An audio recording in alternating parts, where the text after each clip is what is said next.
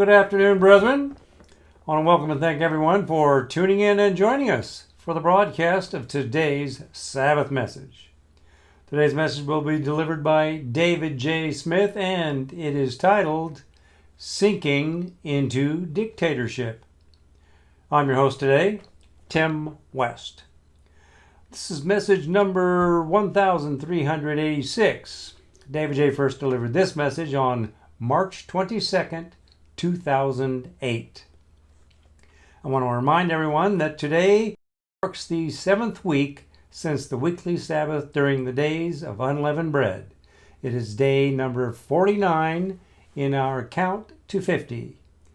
That means that Pentecost is tomorrow, Sunday, May 28th. So this weekend is a double Sabbath.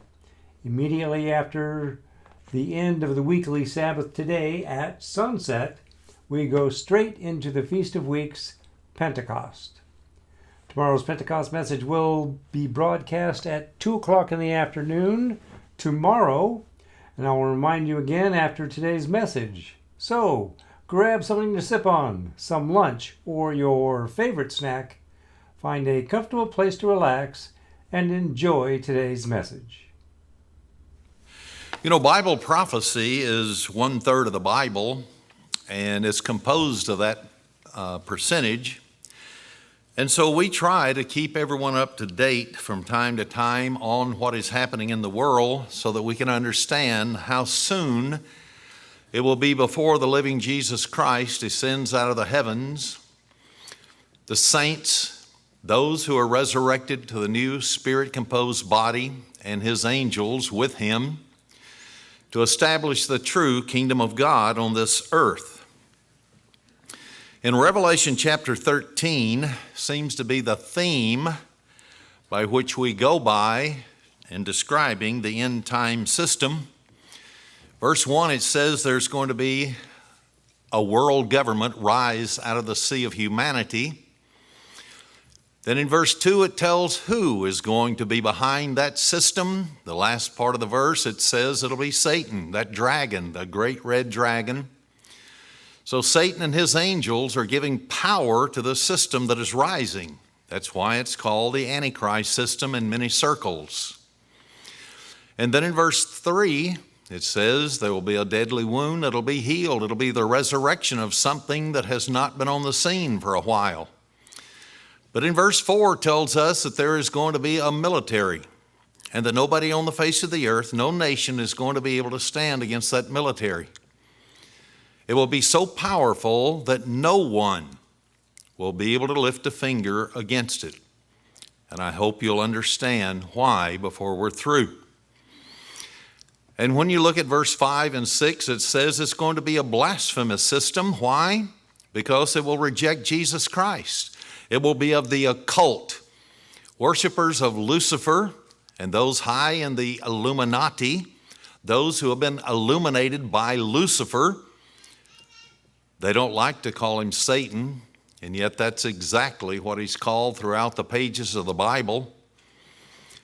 But they'll be worshiping him, and they will require everybody in their kingdom to worship the same.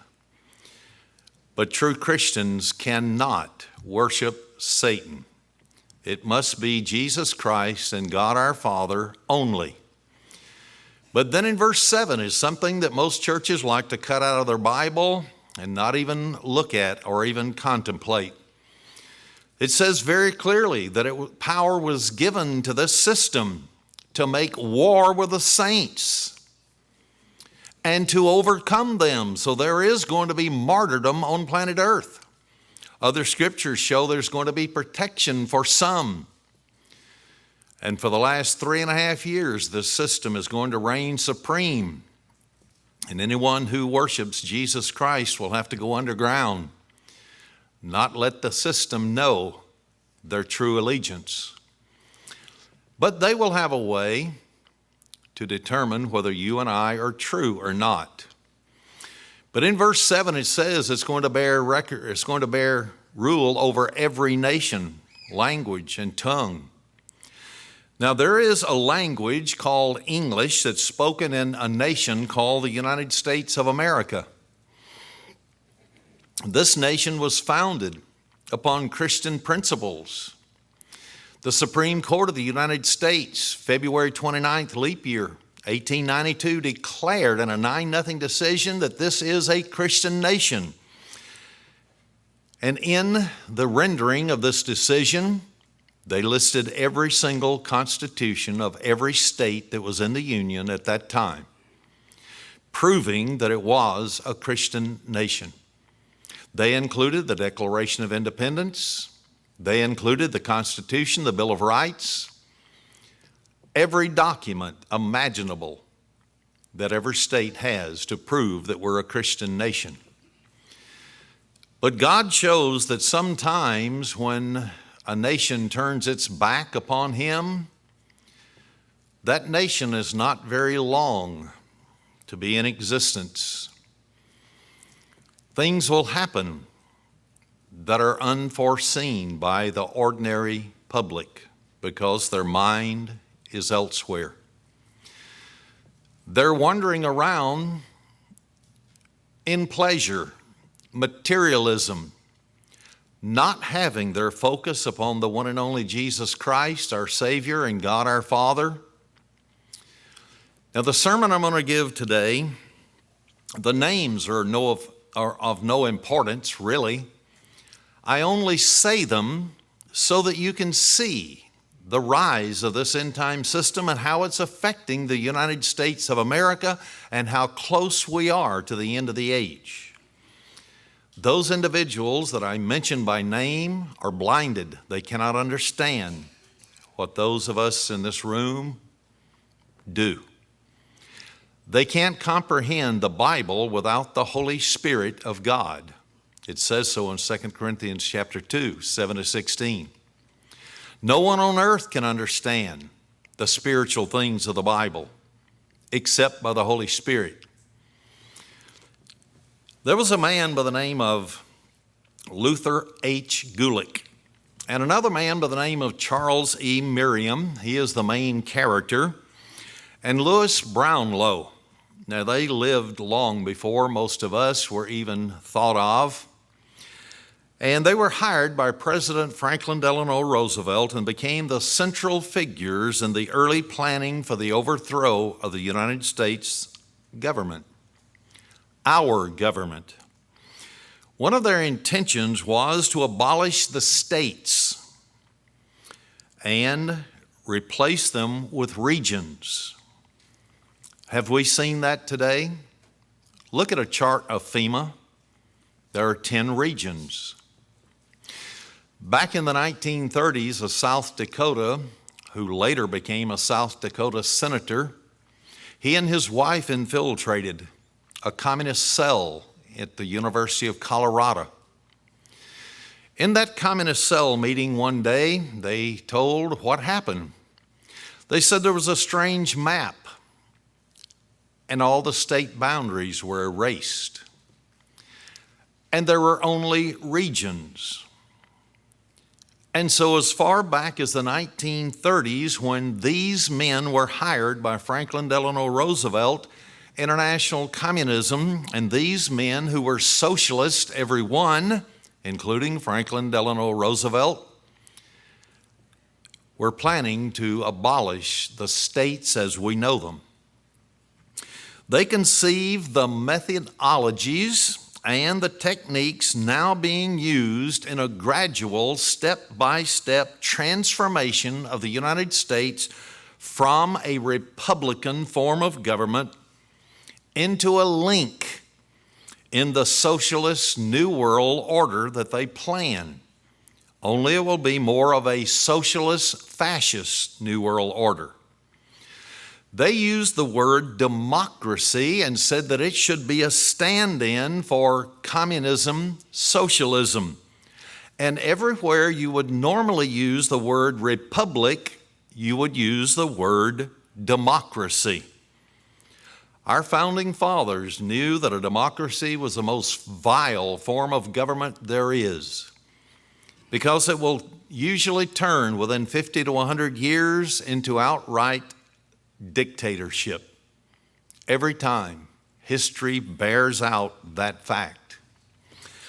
Mr. Luther Gulick expressed his feelings for the states, the individual states, this way, quote, "Is the state the appropriate instrumentality for the discharge of important functions? So is the state worth anything? The answer is not a matter of conjecture or delicate appraisal. It's a matter of brutal record." Here's what he says about the 50 states that we now have, only there weren't that many at that time. "The American states are finished. I do not predict that the states will go away. I confirm and affirm they are as good as gone." End of quote. In the 1930s, they said the states were going to disappear as we know them today. Mr. Charles E. Merriam was the go-between for the Rockefeller family and Franklin Delano Roosevelt.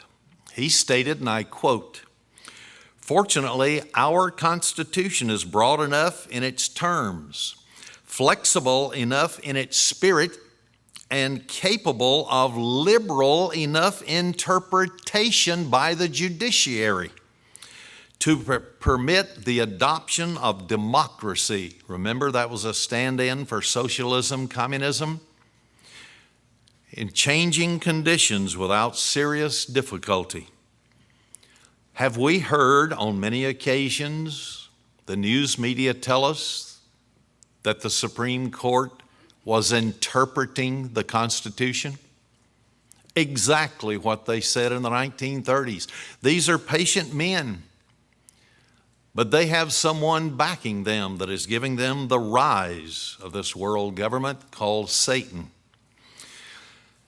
In his book entitled "On the Agenda of Democracy," Mr. Merriam revealed what he meant by democracy.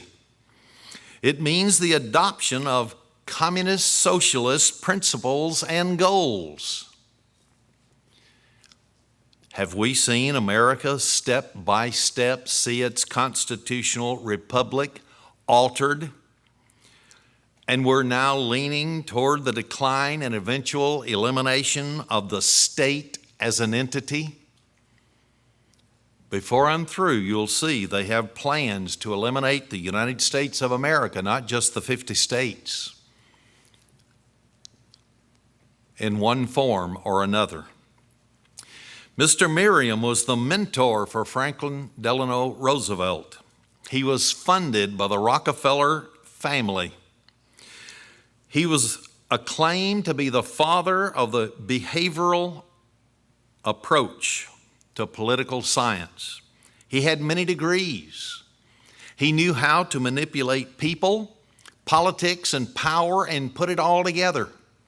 And that's exactly what he did. He drew up a chart that showed the road to a socialist United States of America. President Franklin Delano Roosevelt was a socialist. He was also a 32nd degree Freemason. His casual manner brought in the American people to look upon him as a father figure.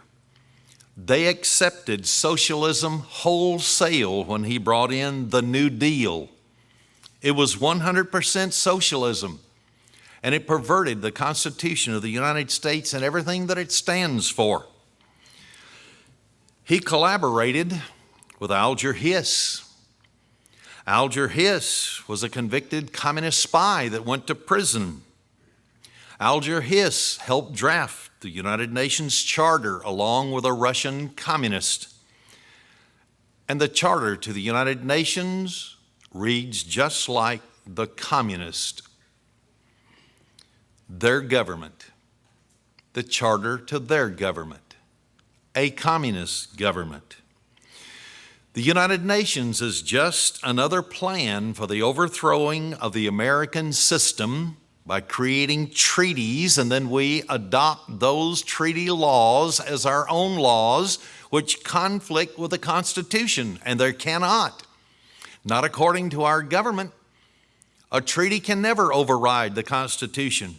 And if it comes into conflict with it, the Constitution holds supreme. But they're not doing it that way. They have infiltrated into the government, and they have placed people on the Supreme Court, appointed them in secret. They're Satan's agents to dismantle the United States of America. President George W. Bush, like all other presidents of both parties, Republicans or Democrats, venerates FDR. Bush, just as all presidents before him, adheres to the doctrine of FDR and his mentor, Mr. Charles E. Merriam. Merriam summed up his doctrine by saying, revolution is the old way. The new way is education, persuasion, cooperation, and participation. Merriam set the course for Franklin Delano Roosevelt and all future presidents on how to directly, and I'm quoting, bring in socialism, end of quote. In Merriam's book entitled On the Agenda of Democracy, he advocated and defined communism, but he deliberately labeled it democracy. And what do we hear on the news media every single night, no matter what commentator is on, whether it's Fox, CNN, every one of them are duped into believing that we're a democracy. Then why do we stand up and say, I pledge allegiance to the United States of America and to the republic for which it stands? Why don't we say for the democracy which it stands? Or, as they say, it's a stand-in word for socialism, communism, for which it stands.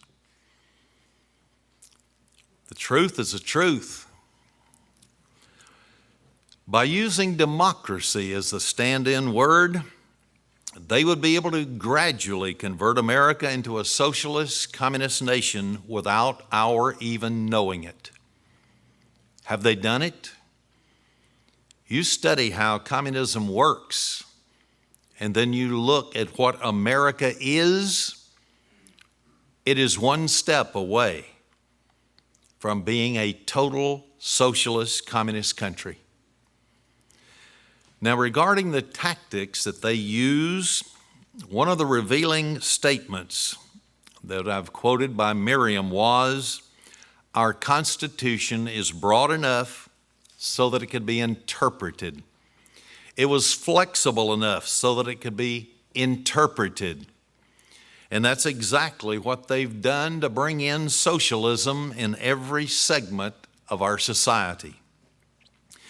The idea was to get past the people's objection to socialism and communism because America is the most anti-communist country in the world. So they said, just like Nikita Khrushchev said, we will give your liberals in Congress little doses of socialism until they wake up one day to find they have communism. He said that 3 months before he spoke to the United Nations organization in New York City. And he spoke with his own shoe in his hand, pounding the podium. I've got the picture. You can get it from the internet. Anybody can. So the idea was to get past the people, their objections to communism, and therefore usher in socialism on the coattails of the Constitution, saying that the Constitution was still in existence, and they would cloak it with constitutional rhetoric. And is that what we hear on the nightly news, whether it's ABC, NBC, CBS, CNN, Fox, MSNBC, you name it, it's there. They all say the same thing. So essentially what he was saying is that the socialists could use the Constitution to successfully bring in communism without the people. That's you and me catching on. And most of us hadn't until you heard our message going out over radio or television, and you began to study and find for yourself that I was telling the truth. Franklin Delano Roosevelt introduced a group of people into the government called the Council on Foreign Relations as advisors. It was founded in 1919 by Colonel Edward Mandell House from Austin, Texas. He was a Marxist. He wrote a book. He even called the United Nations by name before the United Nations was even founded. He said his dream was Marxism, as spoken of by Karl Marx in America. Right in the book. And then he advised Franklin Delano Roosevelt. He advised even people before that, Woodrow Wilson, and the founding of the League of Nations, which failed when our Senate would not ratify it. And so every single president has had advisors that are Council on Foreign Relations members, socialists, and the most inner core, hardcore communist. President Bush is so obvious in his adherence to Miriam's instructions, he frequently uses persuasion by saying, just trust me. You know, anytime somebody uses the term trust me, I automatically send up my antennas. I'm going to wait and see if I can trust this person or not because they're trying to convince me of something. And when President Bush says, trust me, I wouldn't trust him any farther than I could throw him, and I probably can't even pick him up. He says, trust me, as he pleads for the United States of America's citizens to follow him into a dictatorship type of government under the name of Homeland Security. Adolf Hitler did the same thing. It was the homeland. And it just so happens when you look into the background of his great-grandfather, Prescott Bush, a member of the Skull and Bones, his father, who was president 1989 to 1993, he was a member of the Skull and Bones. His grandfather's assets were frozen by the government of the United States for dealing with Hitler and his military apparatus, funding them with money to build their military to fight us with. His assets were unfrozen when some very powerful money lenders, the head of the Federal Reserve System, sent word to release him. George W. Bush, our president right now, was inducted in 1968 into this ultra-secret organization called Skull and Bones. It's the modern-day derivative of the Illuminati that was founded in Bavaria, Germany, May 1st, 1776. And it came over here in 1833 and established itself at Yale University. It's called the Tomb. I have pictures of it that were taken right on campus. But all of these laws that Franklin Delano Roosevelt swept in were all socialistic, every one of them. They even called back there this New Deal, they called it the New World Moral Order that he was bringing in. And that is exactly the New World Order, what was established. And that's what the Illuminati were fighting for starting May 1st, 1776. Anybody can take one of our $1 bills, United States currency, look on the back of it, and underneath the pyramid with a capstone that is taken off, and it says Novus Ordo Seclorum, New Secular Order of the Ages, the New World Order. And it was placed on there by Franklin Delano Roosevelt. So is America at its twilight? Have we been infiltrated very, very strongly? The Bible gives us a chronology of the kings of Israel. Also, the kings of Judah after the nation, the 12 tribes split into the northern 10 and the 2 southern. It shows that every one of those kings, with very few exceptions, always followed their own ways, not God's ways. It's called human nature. I have the power, I'm going to exert it. That's exactly what is happening in the United States and the world today. There was a study made by two nonprofit journalism organizations that found that President Bush and his top administration officials used hundreds of false statements. They added up over a 2-year period, 935 of these false statements, starting with the 9/11 2001 terrorist attack on the Twin Trade Towers.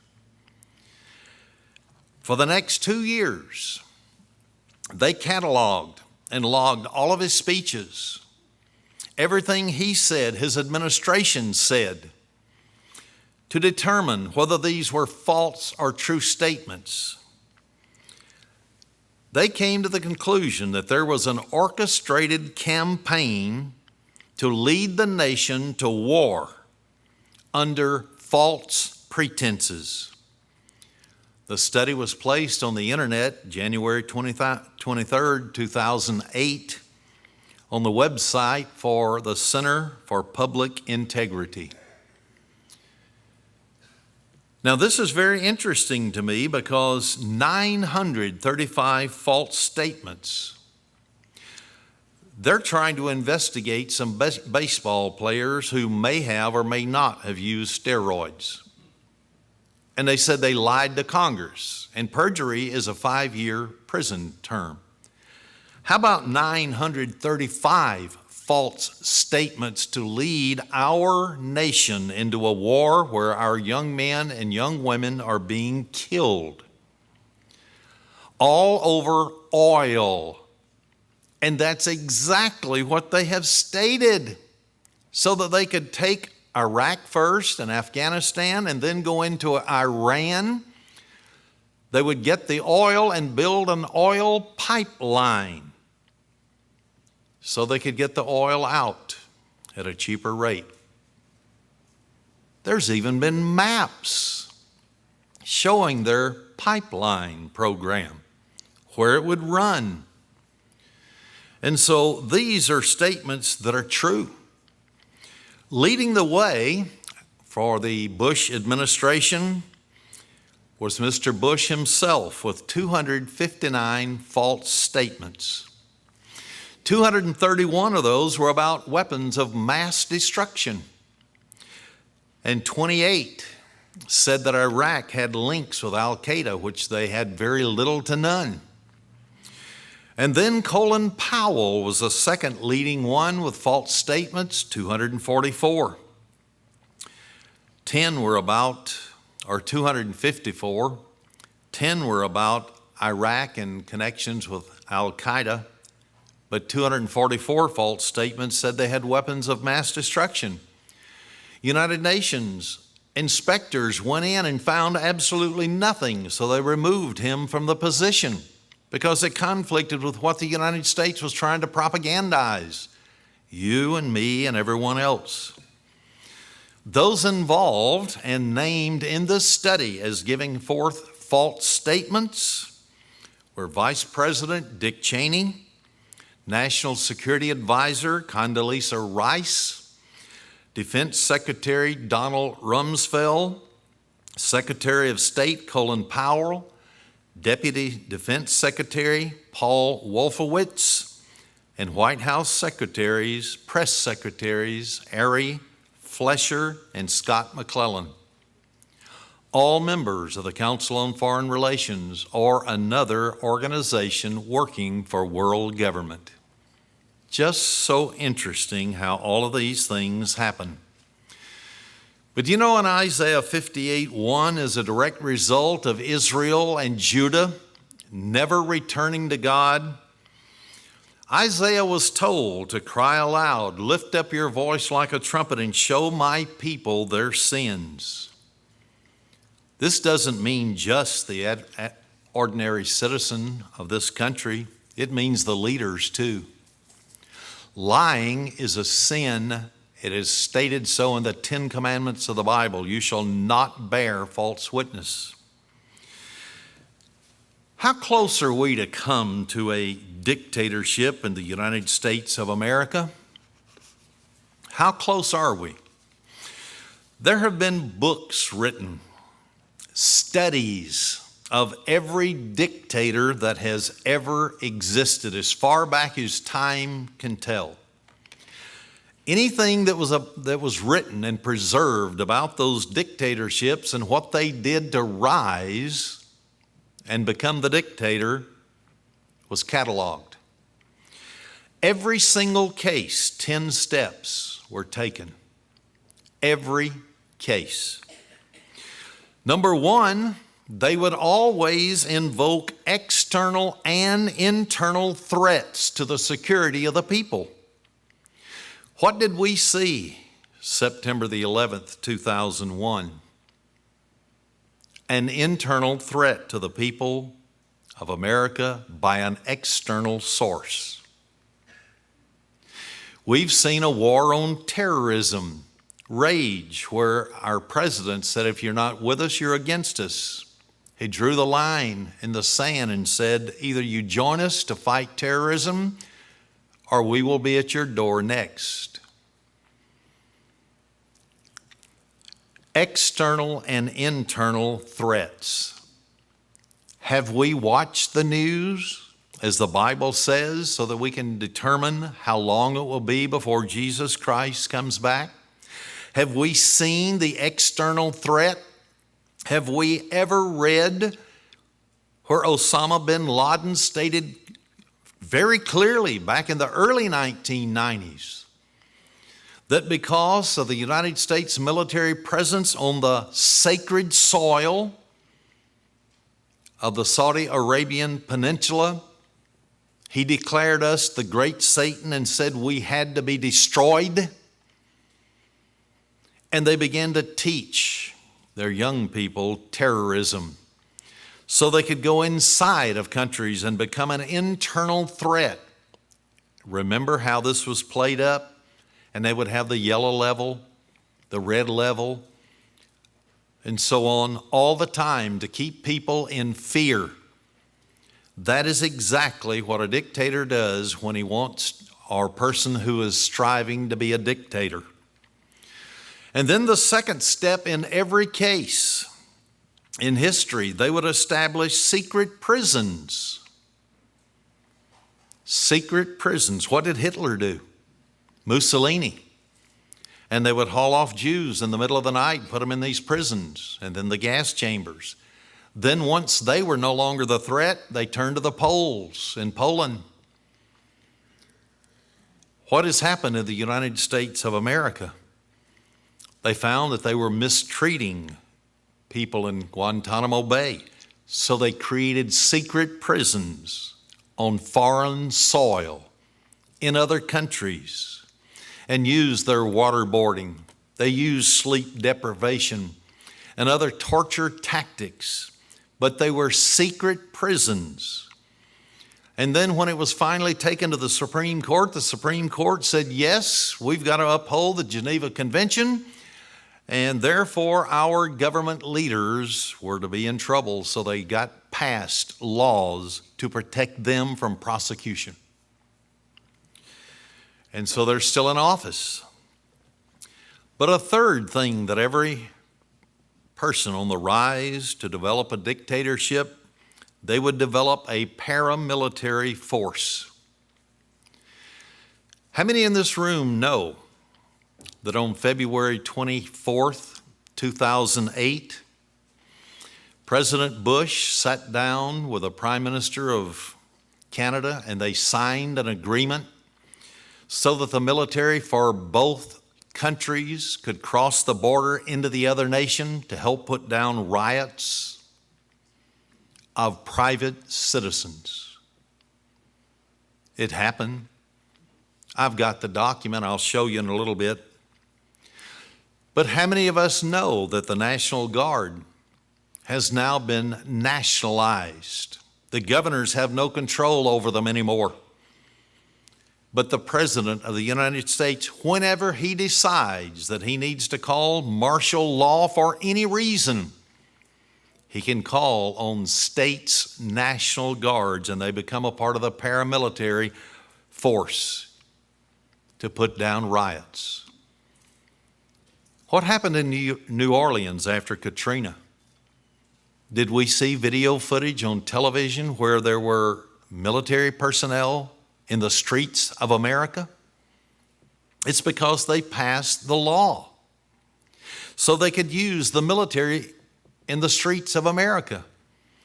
Did you know they had mercenaries there?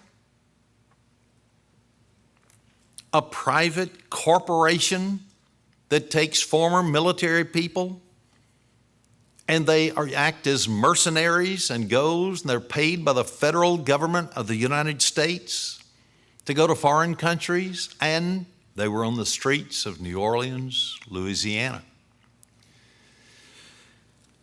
But a fourth program that always comes forth when someone is trying to create a dictatorship is they begin to surveil ordinary citizens of a country. Have you noticed all the lights and cameras and so on the streets, on the poles above the streets all over America now? Surveilling everybody.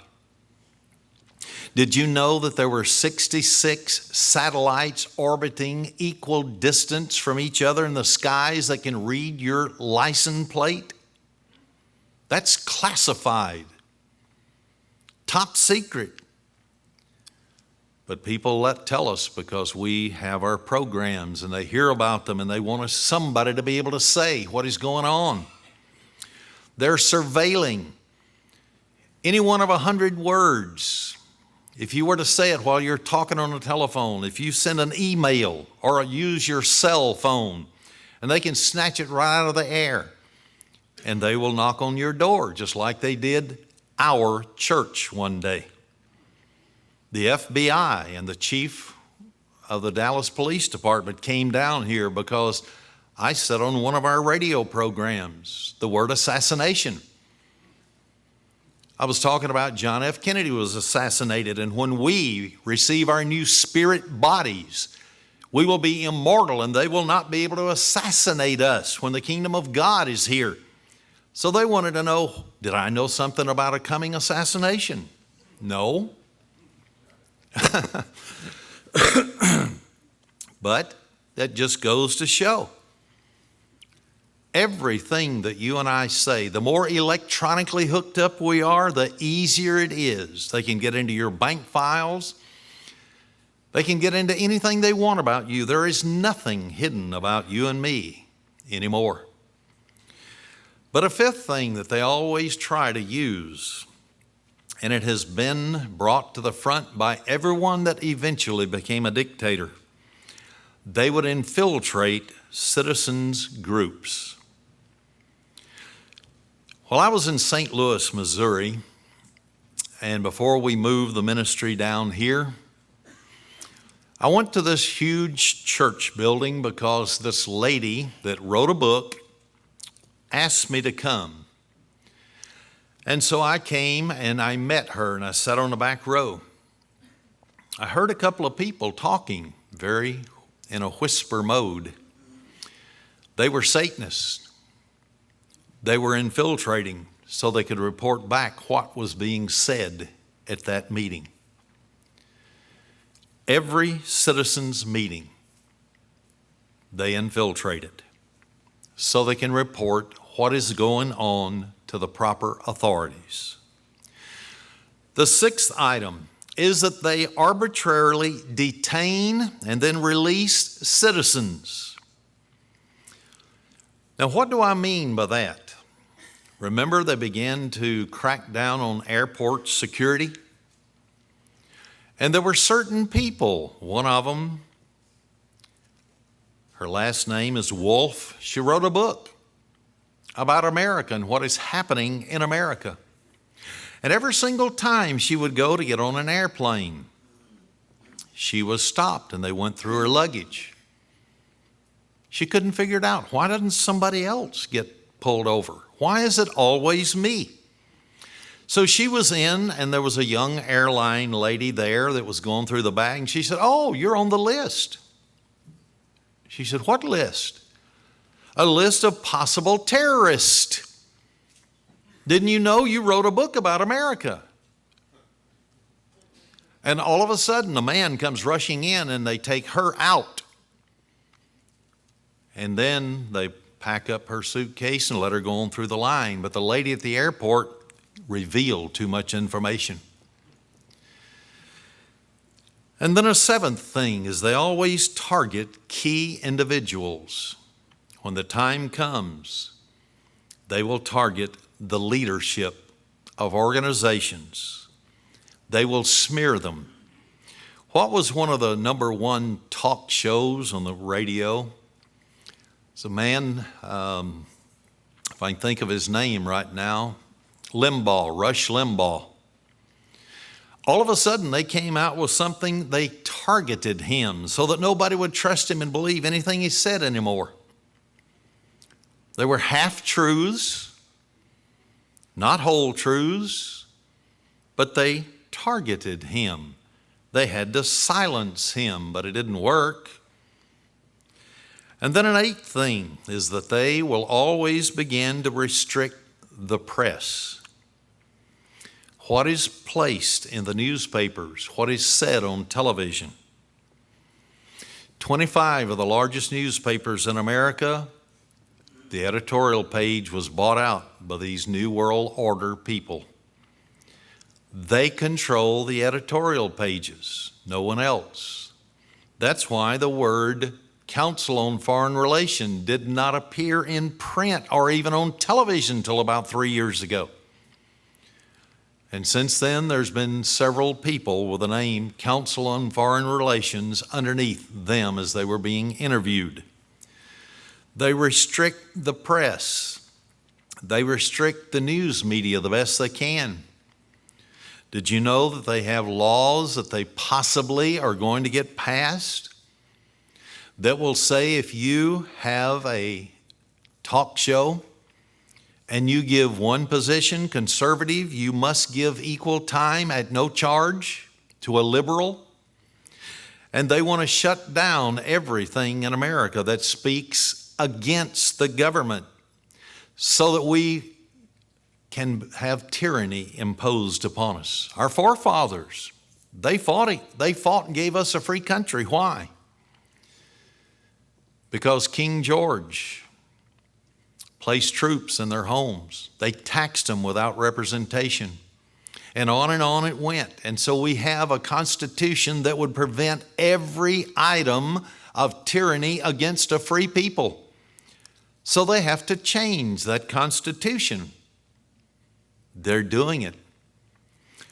Have you seen criticism on television lately of various people saying they're possibly committing treason, or maybe they're dissenting against our government and they shouldn't do that? They're speaking out against the war in Iraq and why we went there to begin with. Oil interest and the New World Order. The ninth item is that they began to use words like espionage for anyone who criticizes the government. Anyone who is a dissident, who says, no, that's not true, becomes a treasonous individual. They try to make sure that they won't be believed by anybody. Hitler used it. Mussolini used it. The Roman emperors used it. Pinchot down there in Chile used it before he was dethroned and fled and exiled. And then the 10th and final program that every dictator has ever used to rise to his position is that they would eventually subvert the rule of law. They would become so powerful that they could do anything they wanted to and get away with it. And nobody would stand up against them. They would subvert the law and misuse it for their own advantage. We, as true homeborn Americans, most of us love our country. We were given a Constitution and Bill of Rights. It was the envy of the world. Everybody wanted to come to America because it was the most free country that had ever existed in the annals of history. What most Americans have forgotten is that we once gave credit to the great God of the universe, our Father, and His Son, Jesus Christ, because of the great material blessings that we had. For those who understood our national heritage, we became very disturbed to realize that our national demise is coming, because most of the nation has been undermined by the Illuminati's program. It was listed in the Congressional Record of the United States and in W. Cleon Skousen, the assistant to J. Edgar Hoover of the FBI, in his book called The Naked Communist, where they wanted to come in and make America immoral, take our Christian heritage away from us so that anybody would live however they wanted, because they knew history well. Any nation that turns its backs upon moral principles will collapse. It will be an easy target for a dictator every time. They knew it. So they began back around 1907, 1910 in the United States, introducing all of this stuff that's in the public schools today, that we came from monkeys. Phil the gorilla, I looked a lot like him up there in St. Louis, but at least he didn't talk. Because of our turning our back upon the one and only Savior of this world, God has allowed the Illuminati, who worship Satan and his agents, to infiltrate in secret, to usurp our government at the national level. And that was one of their 45 points that W. Cleon Skousen said. They had to get all power in Washington, D.C. and bypass the states. They've done it. In some cases, they've gained even the power on the state level through governors, such as Arizona. These very rich families have no morals. They have no loyalties to any country. They want to rule the world. They want to control all the material wealth for themselves. You and I are to be serfs. They knew long ago that whoever controlled the issuing of money would control the people, the nation completely. Anybody ever heard of debt? Anybody ever watched television very long without one of the commercials being about lending institutions? Refinance your home at a better interest rate? Well, now, if you pay $100,000 for a house and you got to pay 4% interest, that means you've got to pay back more than $100,000. Where does the 4% come from? Figure that one out. Scratch your head. We owe $9 trillion to the Federal Reserve System, private bankers, illegal in this country. There is, and that's not even the interest. Can you imagine interest on $9 trillion? There's only 600 billion in circulation, according to the Wall Street Journal last week. Far cry from 9 trillion. How are you going to pay back 9 trillion plus interest when there's only 600 billion total in circulation? It's impossible. They've got us where they want us. They're controlling us, everything that we do. If they want a depression, they'll create a depression. If they want to take you out of your home, they'll see to it you're out of your home. You'll lose your job. They'll send the jobs overseas, the manufacturing base, and throw people out on the streets. They can't pay for their credit card bills. They can't pay for their house payment. They can't pay their car payment. And that's what interest is all about.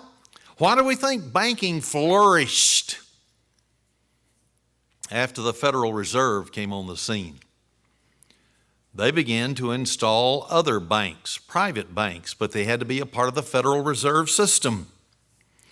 The Federal Reserve System, there were men that got on the back end of the last private car of a train and went down to Jekyll Island, Florida. In 1913, they drew up the plan for the Federal Reserve System. Then they came back, and one of the senators introduced it as legislation, the Federal Reserve Act of 1913, and it passed in December.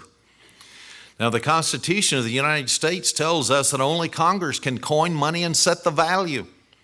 But you know what? There was a survey made of the number of people in the House of Representatives, that's our senators and congressmen in Washington, D.C., that had read the Constitution in the last 10 years, 2%.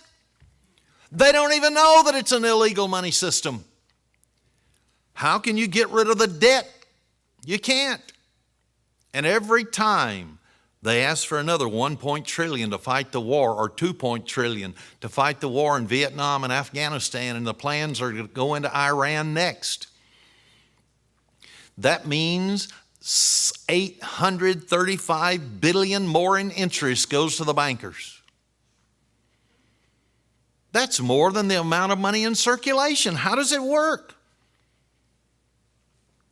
Isn't it true that whoever loans you the money, you're the servant to them? Why do you think the Federal Reserve sends their top man up to Congress, to the Senate, and they tremble? Our government is controlled by them. They've loaned us the money. If they want you to have a good time, they will lower the interest rate so that you can do well. If they want to confiscate some of their money, they will raise the interest rate. People lose their homes, but the banks resell them. Some of the money comes back to them. The people are the ones who are hurting.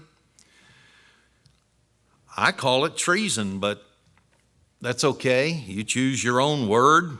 A lot of people don't even know that the Federal Reserve is an illegal institution in America, and that Congress is the one who gave away the privilege of coining money, as the Constitution said, to a private sector. There's 8 private banking institutions that holds most of the Class A stock in the Federal Reserve. The Rockefeller families is one of them, but there's 4 in America and 4 foreign banking families. The Rothschilds of downtown England, where they control the city. Most people have never even heard about the city, but we went there. It's a 1 square mile financial district where all the multinational bankers under the Rothschild control has their banking houses. When you enter into them, there's dragons. And they were once painted red, but it's worn, and some of them still have the red on it. Every entrance into the city, there's dragons on a pole on each side of the street. And if you take a tour bus and they go in there, they'll tell you this is the city. The Queen or King of England, when they go to the city, has to bow to the mayor of the House of Rothschilds. England does not own the city. It's privately owned. And from there, they set the price of gold every single morning. From there, they tell what currency is going to rise and fall the next day in value. Do you and I think anything happens by accident? Not when you've learned that Satan is in charge of this world and Jesus Christ gave him permission to be. And Satan's agents are the ones who are going to run the entire program that is coming up very soon. On October 17th, 2006, President George W. Bush signed a provision called Public Law 109-364. It's called Use of the Armed Forces in Major Public Emergencies. Now, on the surface, this sounds gentle.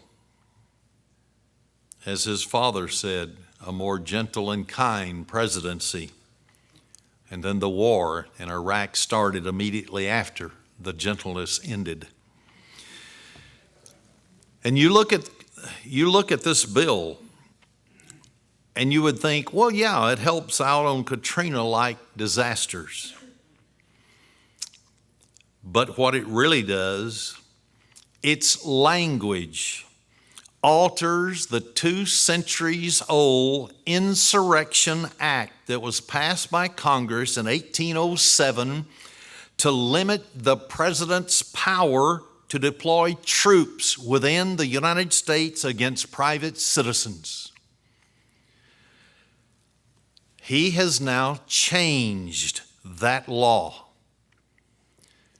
Congress, whether it's the Senate or House of Representatives, did not even say a word, did not even contend about it. Only one man did. He amended the law. And that means the president now can mobilize troops for anything that he, as a single individual, declares as an emergency. There was one man that dissented against it. His name was Senator Leahy, who was a liberal.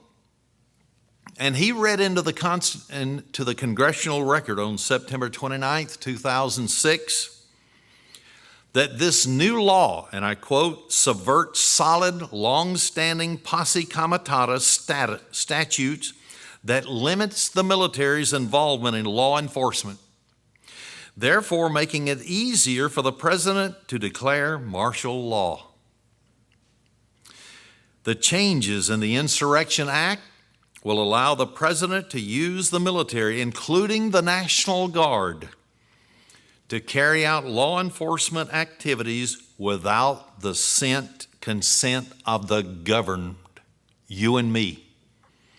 And we send our representatives and senators to Washington, D.C., and yet not one of them will ever be asked their opinion. It can't go before Congress. He can declare it.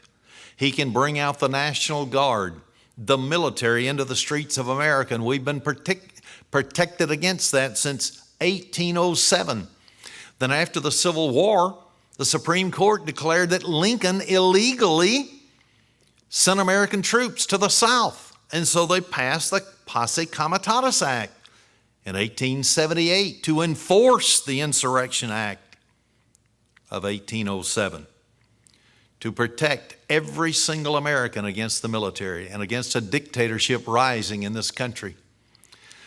But if there's going to be a new world order, and if every nation, every language, every tongue is going to be subjected to it, that means somebody's got to be acting on behalf of those agents that are promoting world government in America. And that's why Bible prophecy does deal with the United States of America. Leahy, senator, said that this law was rammed down the Congress' throats. They didn't even have time to read it. He said they had committees by which they would look and read it and discuss it and decide whether the law should even be put for a vote before Congress. But the committee didn't even get to look at it and read it. It was brought up for a vote anyway. And he said this law will open the door for martial law being declared to finish the destruction of our once great republic. And a liberal saying things like that is very unusual. But this man was the one who caught what happened. Public Law 109, number 364, runs over the 50 governors of the 50 states in America. They no longer have the right to use the National Guard in their own states for the protection of the people without the presidential consent. So that means there is no one to protect you and me and Mr. and Mrs. American citizen from a tyranny that might develop. And we know it will. Bible prophecy says it will in Washington, D.C. So it's coming, and it's coming. Every governor that was a member of the National Governors Association signed a letter on August 6, 2006. And here's what it says, quote, "And they sent it to all the top officials in Washington, D.C., head of the Democratic, Republican leaders, the Congress, and to the presidential advisors." Of course, they probably trashed it and put it in file 13, the trash can. But here's what it said, just one little bit. "This provision was drafted without consultation or input from governors and represents an unprecedented shift in authority from governors to the federal government. We urge you to drop provisions that would usurp governors' authority over the National Guard during emergencies for the conference agreement of the National Defense Authorization Act." End of quote. They got no response, not one, from any top leader in the Republican Democratic Party. They didn't get a response from the White House. They didn't get a response from the Joint Chiefs of Staff that they sent it to, hoping for help there. So now is martial law? Can it be declared at any time there is some kind of an emergency? Yes, there can. It can be called. A man by the name of Steve Lefemin, who was an independent candidate for Congress, had this to say, quote, "There appears to be no evidence that the American people themselves are even aware of the catastrophic events soon to overtake them." End of quote.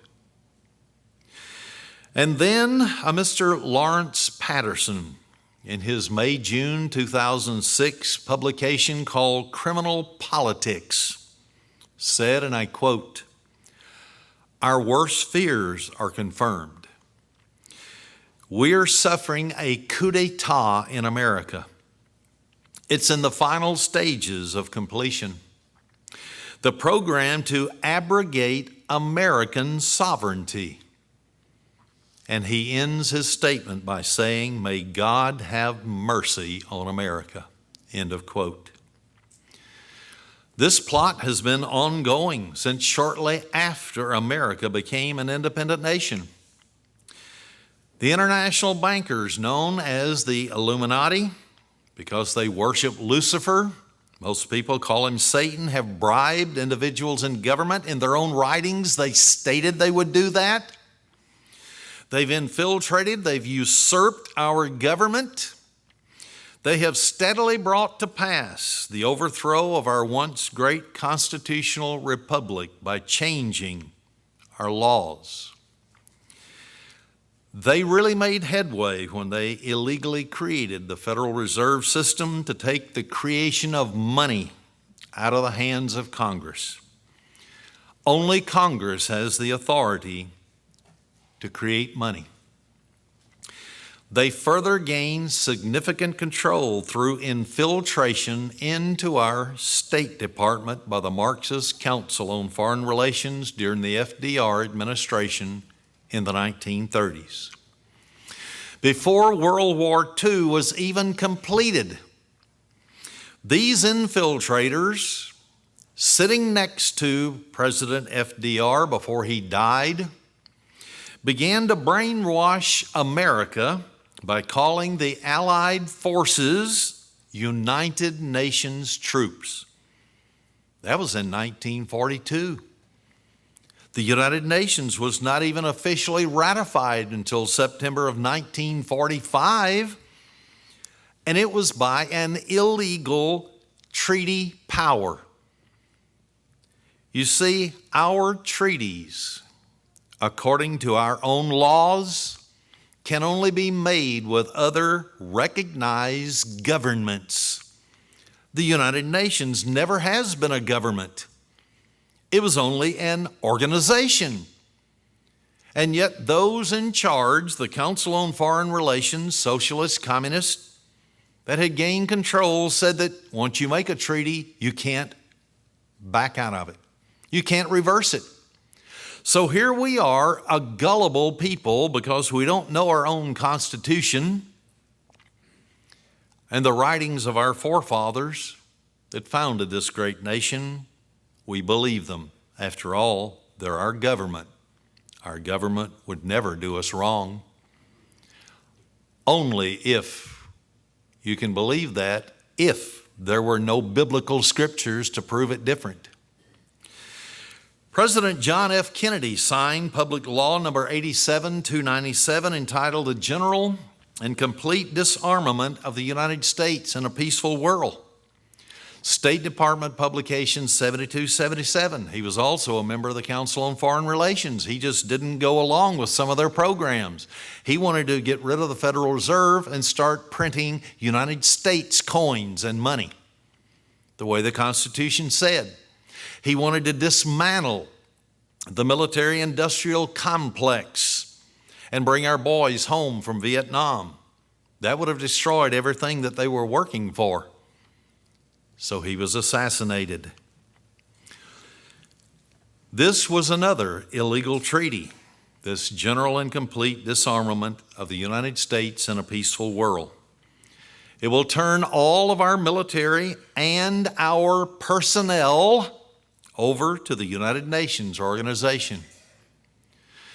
We have proven so many times that the United Nations is a communist front organization. There has always been a socialist at the head of it. Never anyone but a socialist. Not once. And the head of the military operations of the United Nations, by agreement with Secretary of State Stettness, when it was founded, will always be a communist. So if we turn our military over to them, when the right time comes and all of our personnel, who are they going to use it upon? The American citizens that don't want world government. The American citizens that says, no, we've got a constitution. And they will have all the guns. We will buy plastic water shooters at Walmart. It'll be an unfair advantage. The Second Amendment would be erased because all private guns, according to the United Nations, would be confiscated and turned over to the UN. And anybody that has doubts, you get you a lawyer and go to U.S. Code Title 22, Section 2551, and read it for yourself. The United States has become the guardian of the world. This is what they wanted. Using our military to subject nations that threaten the Illuminati's drive for world dictatorship. Our young men and young women have been selected to die in the battlefields and become wounded, maimed physically and psychologically, so that they could eliminate these governments that do not want world government. Now the final steps has merged in this coup d'etat.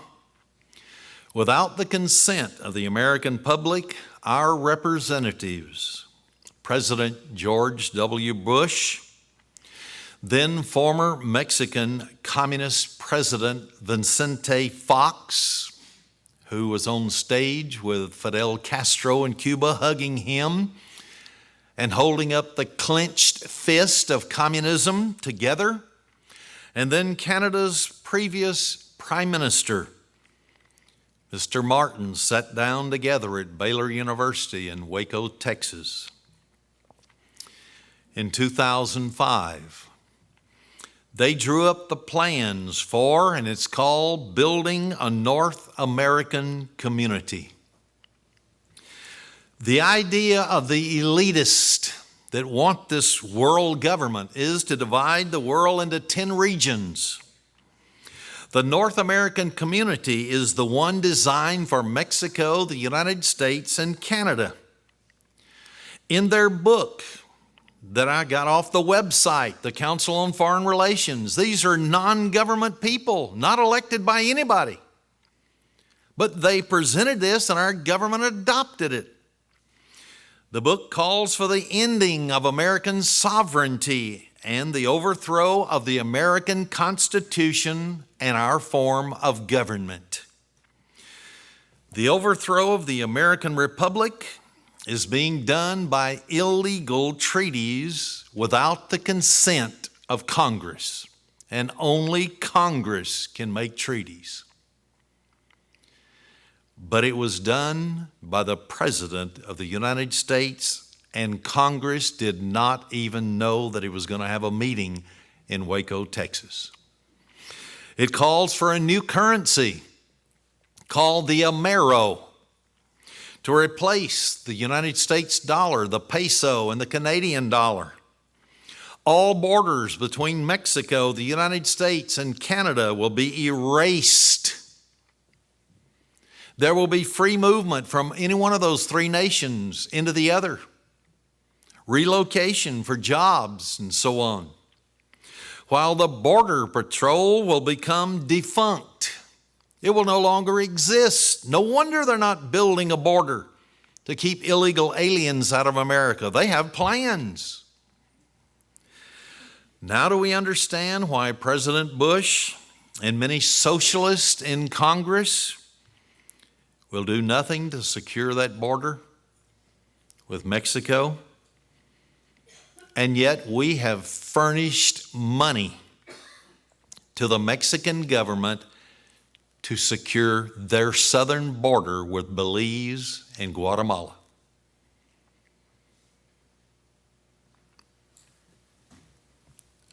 Are we having a coup d'etat against America? Yes, Revelation 13 says that they're going to bear rule over every nation, language, and tongue, and we speak a language. We have a nation. We're a part of this. We don't want to be, but Bible prophecy says it doesn't matter what you want. It's going to happen because Jesus Christ has foretold it. He left Satan and his angels here. He has all power in heaven and earth. He said so as he ascended, Matthew 28:18. But he left Satan and his angels here. That's why he came to die, so that he could redeem us from the sins that we commit. And he is selecting a rulership team. You can read about it yourself. It's right in the pages of the Bible. Revelation 1, 5 and 6 says Jesus Christ has made us unto our God kings and priests. And then Revelation 5, verse 9 and 10. It says Jesus Christ, by his shed blood, has made us unto our God kings and priests, and we shall reign on the earth. That's the good news of the Bible. The kingdom of God is coming to overthrow Satan's system. It says it in Revelation 20, verse 4 and verse 6 too. We're going to live and reign with Christ for 1,000 years. The millennial reign. Then when you look at Daniel chapter 9, verse 18, 21 and 27, all three places it says that the saints are going to possess the kingdom. The kingdom will be ours under the leadership of Jesus, the Christ of Almighty God. And we will save this world from Satan and his demons. Your time's coming. My time's coming. Every Christian since righteous Abel, every person that believed in God will be resurrected and obeyed him, obeyed the everlasting covenant. A North American Parliament group composed of Mexicans, United States politicians, and Canadian politicians will supersede the authority of Congress. America will never be the same again once this goes into effect. They're shooting, they said, for the year 2010. I don't believe it's going to happen. It may be 2012. But they're hot on the trail. They want to build a super corridor out of Mexico to bring in communist China imports, offload them in Mexico and bring them up in trucks through Mexico into the United States. And this super corridor is to be 900 feet wide. It's to have a train track. It's to have electrical systems. It's to have 6 lanes in each direction and then another 50 feet on each side.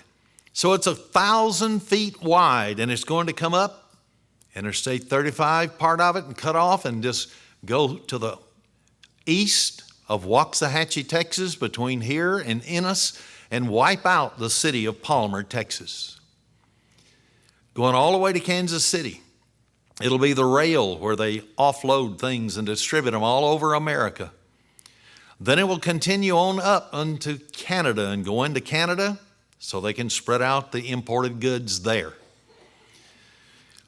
Most of us don't even realize it, but there have been town meetings all over the corridor's land. In these town meetings, citizens from Texas have said, we won't give up our land.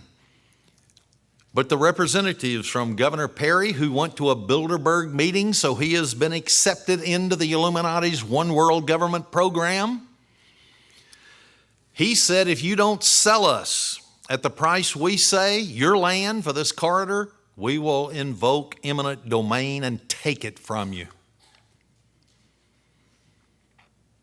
This is Texans that have been here for 300 years and had their roots in the soil. This is going to affect every American, the New World Order.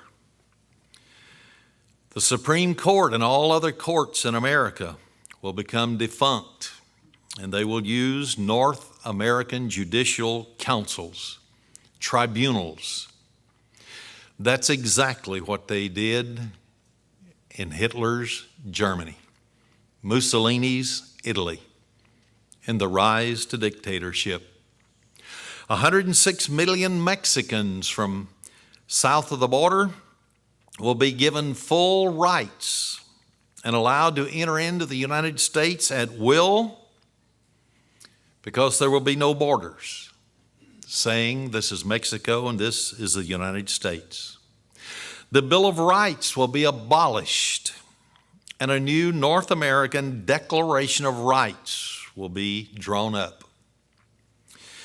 Over 106 million Mexicans living south of the border, plus another 20 to 30 million illegals already in this country,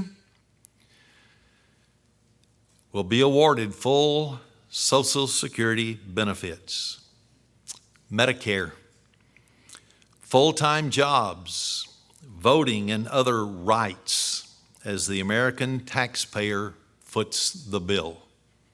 It's all in the legislation.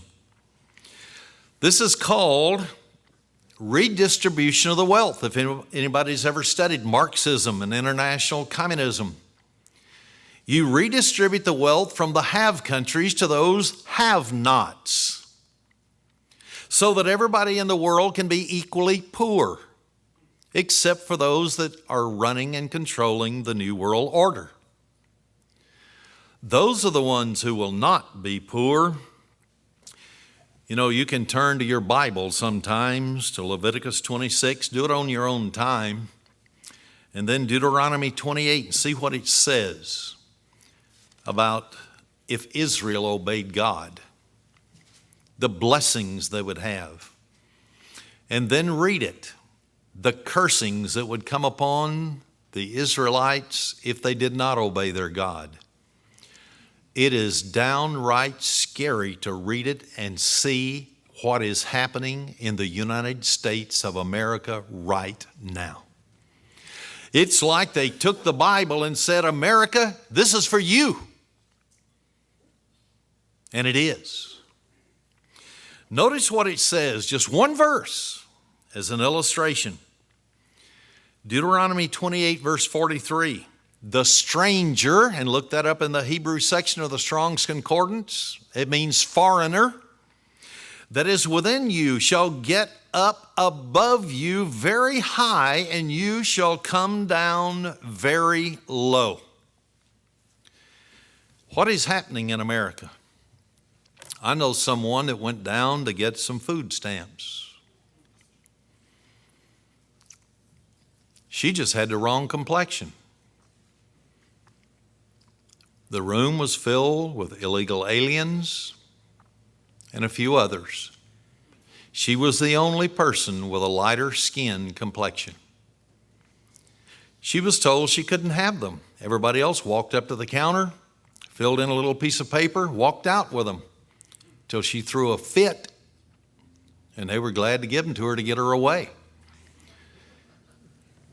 But that's what's happening to America right now. There was a man who became president of the United States. He's best known for saying, "Speak softly and carry a big stick." His name was Theodore Roosevelt. He stated something about immigration in 1907 that is for us right this moment in time. Here's what he said. In the first place, we should insist that if the immigrant who comes here in good faith becomes an American and assimilates himself to us, he should be treated on an exact equality with everyone else. And that's true. For it is an outrage to discriminate against any such man because of creed, birthplace, or origin. But this is predicated upon the person's becoming in every facet an American, and nothing but an American. There can be no divided allegiance here. Any man who says he's an American but something else also isn't an American at all. Why don't all the Israelis who have dual citizenship go to Israel? According to him, there can be no divided allegiance. Why don't all those from Iraq who have a divided allegiance go home, or else become a true American in every facet of the word?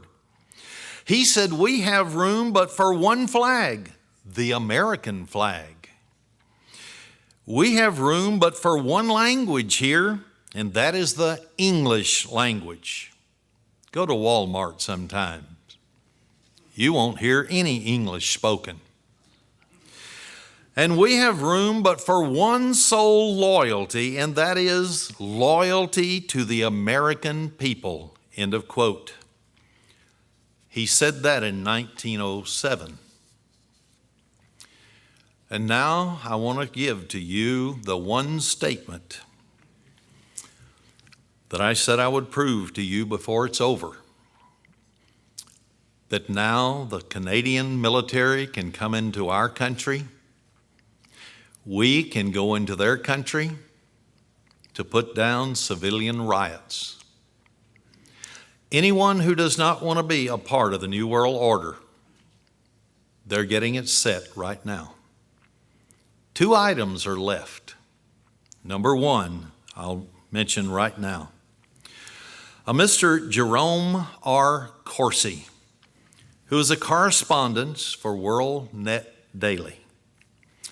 had an article entitled, "Our Beloved United States Could Morph into the North American Union." He said, and I'm quoting him, "In a ceremony which received virtually no attention in the American media, the United States and Canada signed a military agreement February 14th, allowing the armed forces from one nation to support the armed forces of the other nation during a domestic civil emergency." Of course, domestic is internal. So what if President Bush declared himself a dictator? He said it twice. He said it would be easier to rule this country if I were a dictator. We've got it on video. If this were a dictatorship, it'd be a heck of a lot easier. Just so long as I'm the dictator.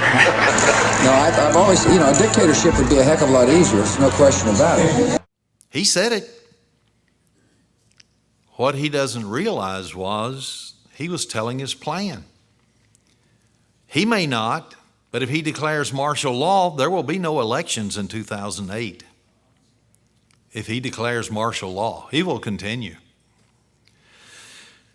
Anyway, this article goes on. I'll summarize it for time's sake.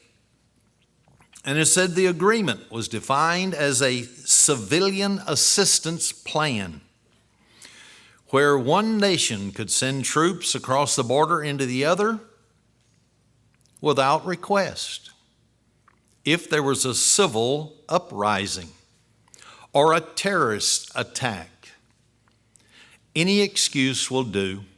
It doesn't matter. Send them on. That's the way they'll look at it. You and I, as Mr. and Mrs. Citizen of the United States of America, are supposed to be dumbed down so that we can believe that the Constitution is obsolete, that our Bill of Rights are not good anymore. They have to be revised. But then there's one more item that they are wanting to achieve to make sure that you and I and every other person on this planet will never rise up against their New World Order. I started writing about it way back in 1981. People laughed at me. I'd put out a magazine saying, "The 666 system is here, are you watching?" It would have the picture of a person with barcodes on their forehead showing that they intend to put barcodes on everything. And you can't go to the grocery store today. You can't buy anything that they don't run a scanner over and the barcodes are there. Every single formula of a barcode, whether it's 6 numbers, 10 numbers, is encased in the number 666. We've proven it in our literature.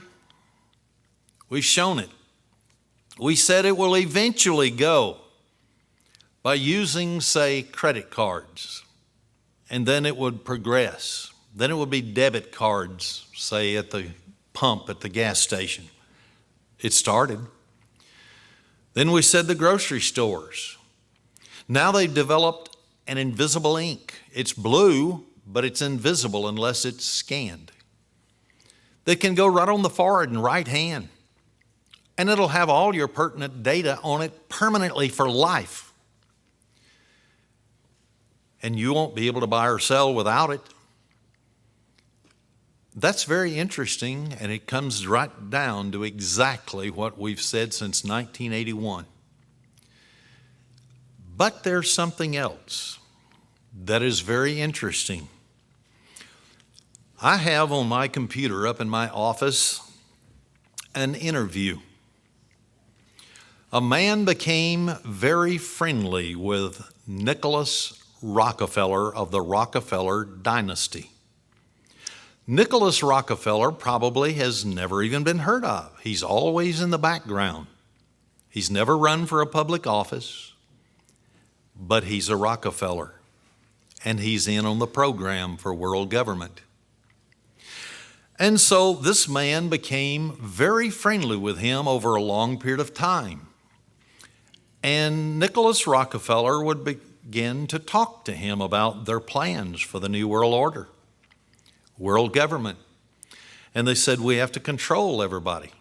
because we don't want anybody rising up against us to destroy peace and tranquility. In other words, we're going to be the bosses. We don't want anybody trying to take our place. That's what it basically was saying. So Nicholas Rockefeller began to explain to this man that they have now are going to be using these chips. The chips that are now being installed in everything coming from Communist China to Walmart. Radio frequency ID chips. They're wireless. All they have to do is put a number assigned to you in there. They can place it under your skin. They've already developed them. Some of them can be read up to 10 feet away, others hundreds of feet, according to what the purpose for it would be. He said that they want to create something to cause people to want security at all cost. And there would be an event. Now, this conversation was before the Twin Towers at 9/11. He told him that there would be an event coming that would pave the way for the American people and the people of the world to want security rather than rights. The Twin Towers came down. The war on terrorism began. People are tired. They're tired of seeing the bloodletting. They want security. He said the goal is to place one of these chips in the arm of every single person. It would be an RFID chip to identify that person. They would not need any coins, cash, check, or anything of that nature. You would be given a certain amount of money and placed in your bank account. When you went and bought groceries and you ran that chip over the scanner, it would instantly take that amount on the cash register out of your account. It's called special drawing rights. He went on to say, and the reason why we want this is because we will control it. If someone rises up against us, we'll simply turn off their chip. They won't be able to buy and sell. They won't be able to do anything. We will know who they are, and therefore they will no longer be a threat to us because we will arrest them. Now, this is very simple, but it's very mind-boggling to what extent these people have advanced their purpose. They have the chips ready. Will the current president of the United States be the one, or will it be someone else? Will it be Osama?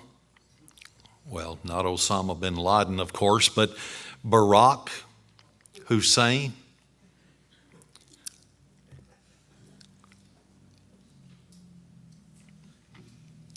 Obama? Will it be him? Will it be Hillary Clinton? Let me tell you a couple of things in passing as I close the message today. America is in deep trouble.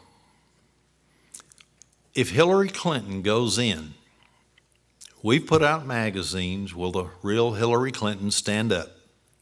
We've shown that she is a pure communist trained by Saul Alinsky, Marxist. Went to a Marxist school where every professor at Wellesley College was a Marxist. She was trained well. She was even asked by the ACLU when the Black Panthers went on trial for boiling to death with boiling water one of their own members because they thought he was a traitor. She monitored the trial for the ACLU. The ACLU is a Communist Front organization. They only take cases to undermine the Constitution of the United States. If she becomes president, would she have any problem becoming a dictator in this country? I don't think so. She wants it. That's been her goal all her life, power. Well, what about Obama?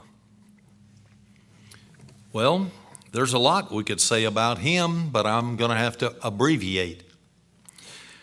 First of all, he sat on the board of directors with two different men of a nonprofit organization. One of those nonprofit organization, it was called the Woods Fund out of Chicago, Illinois. One of those men was a Muslim. This man, Rashid, these Muslim names are hard to pronounce, Rashid Khalidi. He's a professor at Columbia University. But he sat on the board of this private fund, and they issued money to a radical organization, American Arab Action Network. He had to okay the approval. He also, this Rashid, was a part of the PLO, Palestinian Liberation Organization, in the Middle East. He was there when Yasser Arafat from 1976 to 1982. He ran their actual press agency. He ran it, and his wife was the official interpreter for it. But not only that, but Mr. Barack Obama served with another board member. His name was Mr. Ayers. Now, Mr. Ayers was one of those weathermen, terrorists, remember, back in the 60s and 70s. He confessed to bombing the White House, the Pentagon, New York City's police headquarters. He stated the very day of 9/11 on an interview that perhaps they didn't do enough. They should have done more. Bomb more places, that is. He sat on the board of directors with those two men. He sat in a church, and I'm sure every one of you know this by now, where a Reverend Wright has used hate terminology against white America, and he has blamed, according to some of his videos and his written literature, he has blamed every trouble in the world on white men. Every trouble. You think about that for a moment now. I'm a guy from Alabama. I don't have a prejudiced bone in my body, not one. And anybody that's a true Christian better not have. But, you know, sometimes I like to stand up and tell the truth, even if it hurts people. I remember when I revealed 60 different Communist Front organizations that Dr. Martin Luther King belonged to, that Jesse Jackson belonged to, and was trained by communists. Had a picture of him in Mount Eagle, Tennessee, sitting in a communist meeting, how to have terrorism and how to make Molotov cocktails, incite riots in America. It hurt a lot of people's feelings in the black community. But the truth is the truth. It doesn't matter. Skin is nothing. This New World Order is going to affect anybody, whether they're blue, black, white, yellow, green. It doesn't matter what. It's going to affect everybody, and the truth is what will set you free. But the key is this minister has blamed every problem in the world on white men. Why did Mr. Obama sit there in the congregation for 20 consecutive years. He was missing twice when this minister gave some very inflammatory statements, but he was sitting there on July 22nd, 2007, when he made some very inflammatory statements. He can't deny it. Many people in his own congregation said that he was there. And so he knew what this man was teaching. But Mr. Obama simply stated, the reason why Americans don't understand his statements is because we were never discriminated against. Wrong answer. Wrong answer. And I'm going to show you why that's a wrong answer. Now, it is true that 600,000 slaves were brought to America as slaves. There is no doubt about it. People in the South, except for 5% of the slaveholders, treated those people that came here as family members. Only 5% that had the biggest cotton plantations were more harsh. They grew to today to a $40 million black community in America. Nothing wrong with that whatsoever. Nothing wrong at all. But the white man, by bringing them here, and the reason I'm saying this is because Mr. Obama says you need to listen to the black reasoning. No, it needs to be listen to the black reasoning, but you listen to the white reasoning too. Both sides of the coin. If you're a Christian, you're going to listen to both sides. And you're going to discern the truth because the Holy Spirit inside of your mind will help you to discern it. But what has happened to this 40 million people that have heard the message of salvation?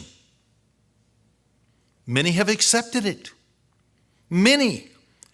A large segment of the black community in America believes in Jesus Christ, which is wonderful.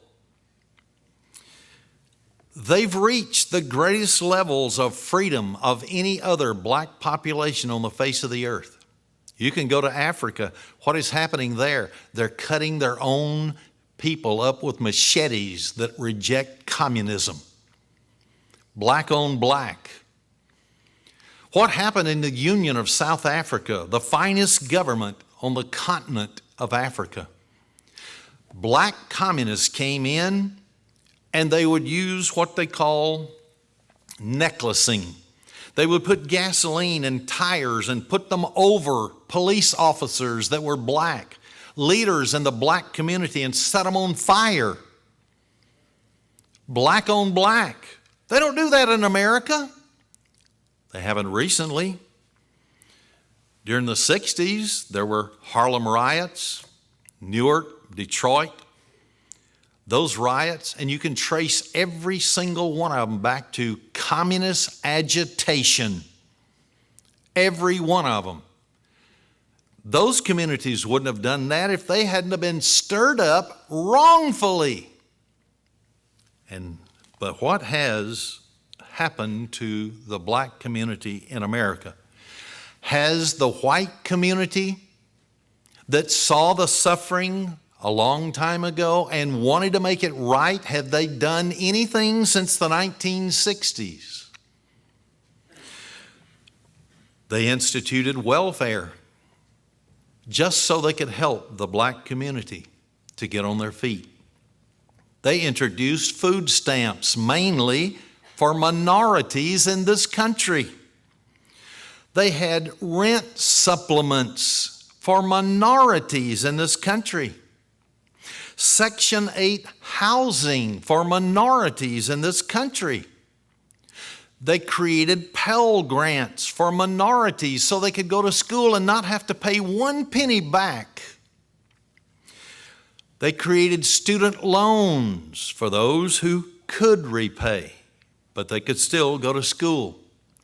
They provided free legal services, Medicaid, earned income tax credits.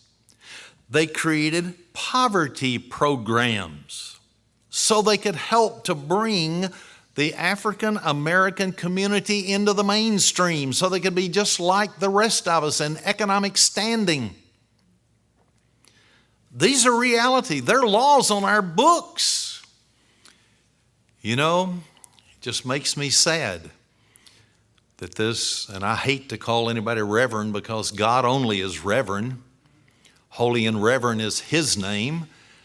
But Mr. Wright calls himself reverend, so he should be on his knees thanking God that he's living in the freest, most luxurious country in the world.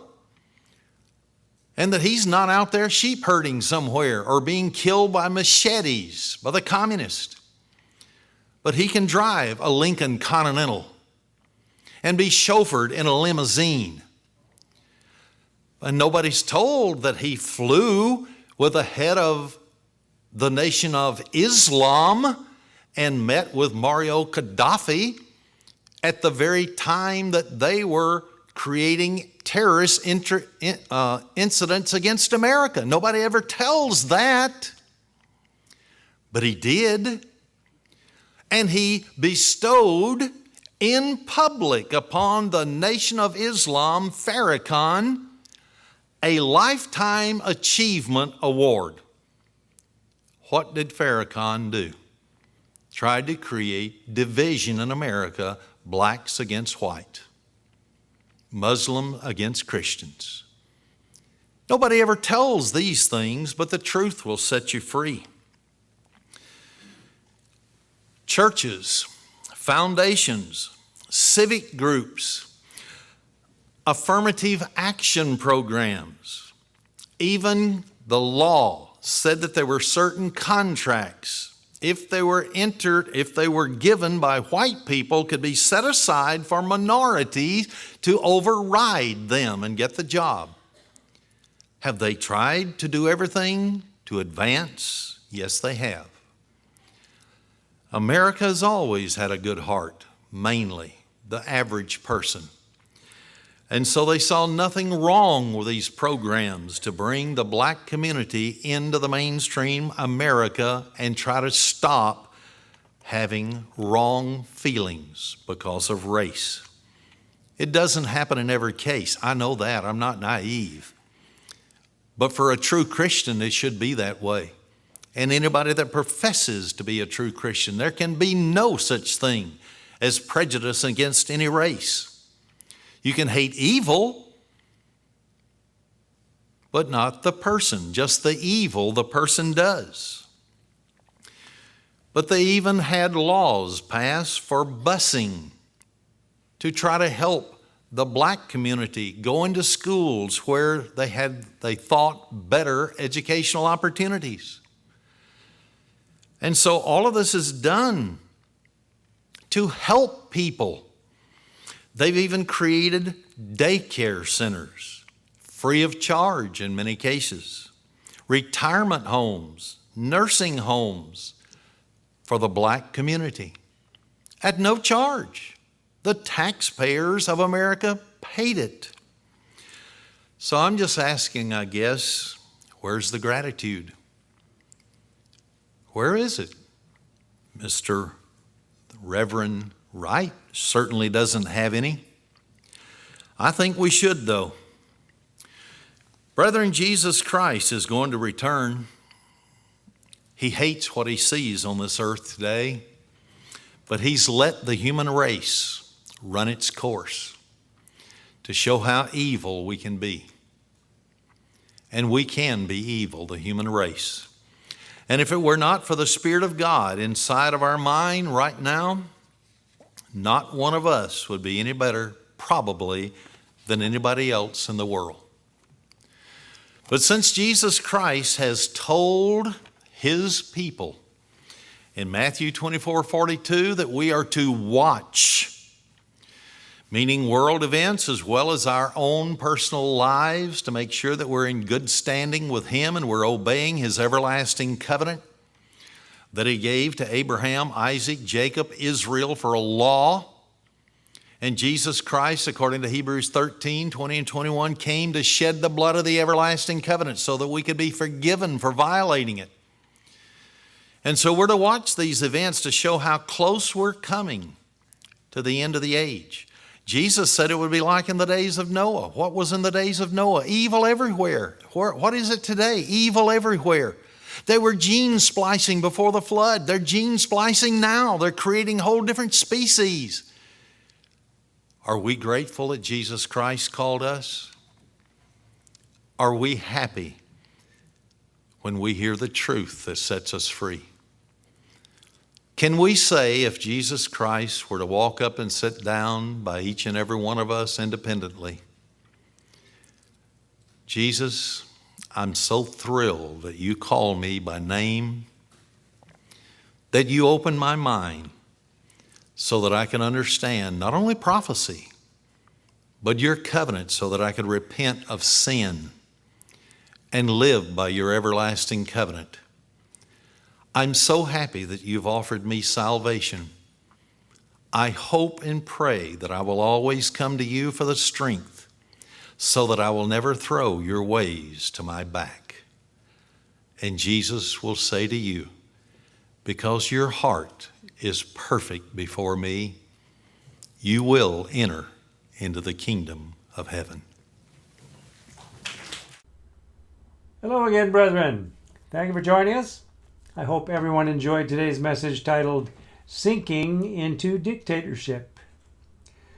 Okay, in case you joined us a little late today, this year's Feast of Weeks, Pentecost, begins at sunset this evening. I hope everyone has prepared for a double Sabbath this weekend. Tomorrow's Pentecost message will broadcast at the usual 2 o'clock in the afternoon schedule. So until we meet again, do not accept the mark of the beast, and let's make all our days worthy of God's blessings. May you all have a blessed evening, and we'll see you here for Pentecost service tomorrow. So goodbye for now.